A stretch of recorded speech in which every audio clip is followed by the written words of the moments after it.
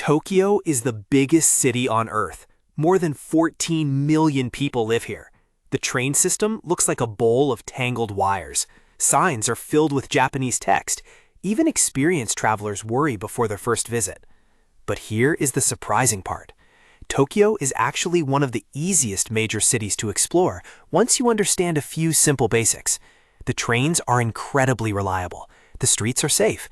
Convenience stores are everywhere. And most travel problems can be avoided before you even leave the airport.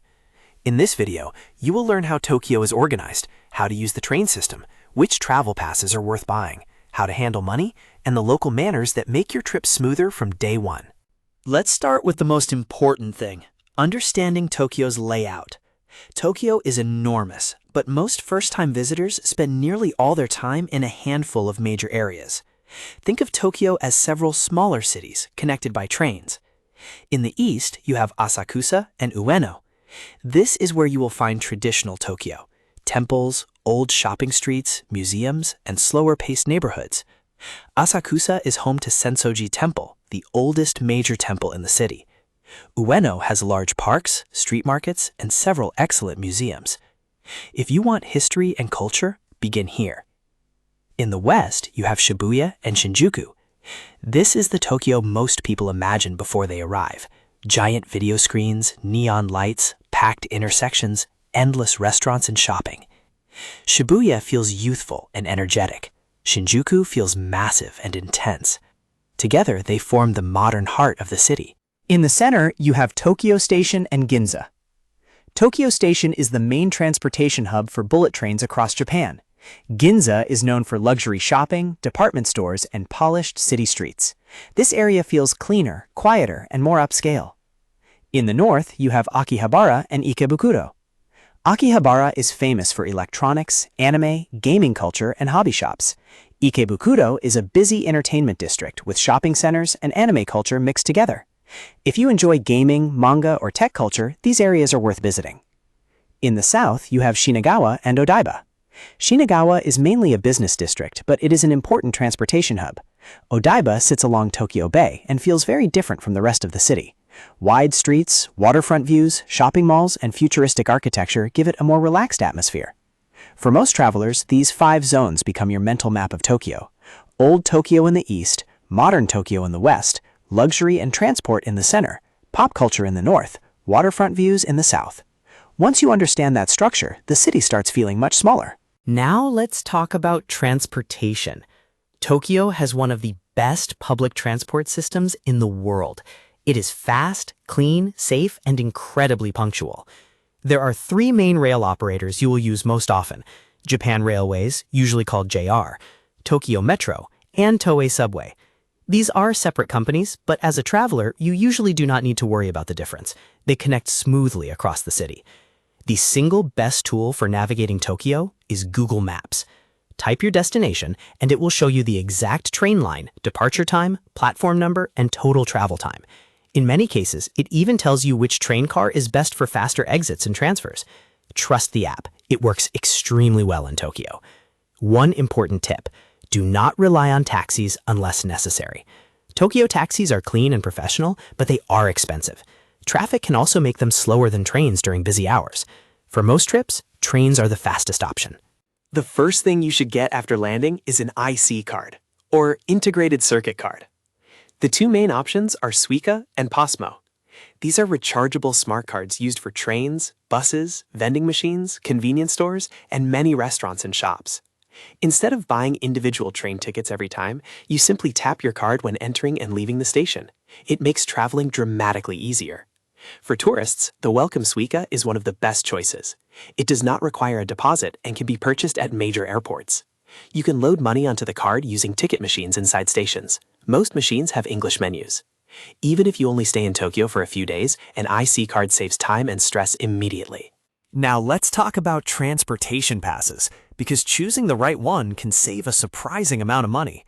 The best overall option for most visitors is the Tokyo Subway ticket. This pass gives unlimited rides on Tokyo Metro and Toei Subway lines. There are 3 versions: 24 hours for 800 yen, 48 hours for 1,200 yen, 72 hours for 1,500 yen. Since a normal train ride often costs 200 to 300 yen, the pass can pay for itself quickly if you move around several times a day. If your itinerary includes places like Asakusa, Ginza, Ueno, Shibuya, or Shinjuku, this pass is usually excellent value. Another option is the Tokyo Metro 24-hour ticket. This costs 600 yen, but only covers Tokyo Metro lines, not Toei Subway. It works well for simpler itineraries, but the broader Tokyo Subway ticket is often more convenient. Then there is the Tokyo Free Kippu. This includes JR trains within Tokyo, along with Metro and Toei lines. It costs 1,600 yen for one day. This becomes useful if you plan to use the JR Yamanote line frequently, between places like Harajuku, Shibuya, Shinjuku, and Ueno. Finally, there is the JR Pass. This pass is mainly for long-distance travel across Japan. If you are visiting Kyoto, Osaka, or Hiroshima, it may save money. For a Tokyo-only trip, it is usually unnecessary. Quick summary: mostly subways, choose the Tokyo Subway ticket. Heavy JR usage, consider the Tokyo Free Kippu. Traveling across Japan, look into the JR Pass. Tokyo has two major international airports, Narita and Haneda. Narita Airport is farther from the city center. Most travelers reach Tokyo using the Narita Express train, often called the NEX. This train connects directly to major stations like Tokyo, Shibuya, and Shinjuku in roughly 60 to 90 minutes. Airport limousine buses are another good option, especially if you have large luggage. Many buses stop directly at hotels. Haneda Airport is much closer to central Tokyo. The Tokyo monorail reaches Hamamatcho Station in around 20 minutes. The KQ line also connects directly to Shinagawa and other major areas. If you land at Haneda, you are already very close to the city. Many travelers consider it one of the most convenient airports in the world. Now let's cover money and daily practical tips. Japan still uses cash more than many other developed countries. Large department stores and hotels usually accept Air National credit cards. Smaller restaurants and local shops sometimes do not. Always carry some cash with you. The easiest way to withdraw yen is from convenience store ATMs. 7-Eleven, Lawson, and Family Mart all have ATMs that work well with international cards. The exchange rates are usually better than airport currency counters. A good strategy is simple. Exchange a small amount at the airport for immediate expenses, then use convenience store ATMs during your trip. Convenience stores in Japan are also surprisingly useful. You can pay bills, withdraw cash, buy meals, print documents, and even send packages from some locations. They become part of daily life very quickly. Finally, let's talk about manners. Tokyo is safe and organized partly because people follow clear social rules. You do not need to be perfect. Just understanding a few basics goes a long way. On trains, keep your voice low. Phone calls are considered rude. Most passengers sit quietly. On escalators, stand to the left in most parts of Tokyo so others can walk past on the right. When unsure, simply follow the people around you. Do not tip. Good service is already included in Japanese culture. Leaving extra money can create confusion. Trash cans are surprisingly rare in public spaces.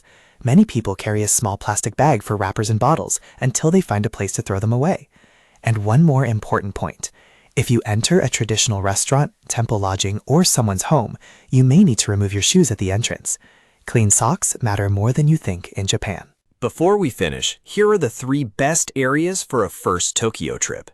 Asakusa for traditional Tokyo, Shibuya for modern Tokyo, and Shinjuku for a little bit of everything. Those 3 areas alone can easily fill several full days. Tokyo feels overwhelming at first because the city is so large, but once you understand the main neighborhoods, the train system, and a few local customs, it becomes one of the easiest and most enjoyable cities in the world to explore. In the next video, we are diving deep into Shibuya, the best food spots, hidden streets, observation decks, and how to spend the perfect full day there. If this guide helped you feel more confident about your Tokyo trip, subscribe to Tokyo Made Easy so you do not miss the rest of the series. Tokyo is waiting. See you in the next one.